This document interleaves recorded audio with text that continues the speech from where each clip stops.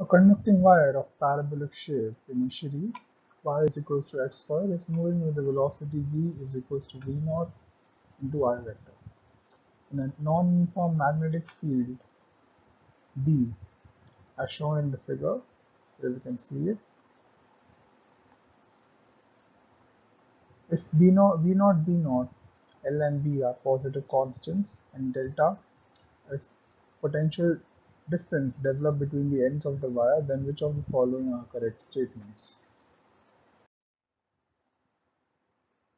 dc d epsilon is equals to b v naught dy.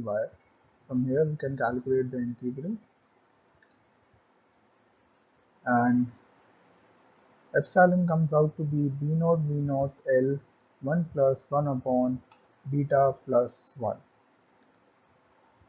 If we let beta is equals to 0 and epsilon is equals to 2, b naught v naught into L, b comes out to be 2 and epsilon comes out to be 4 by 3 b naught v naught into L. Therefore, the option B and C is correct.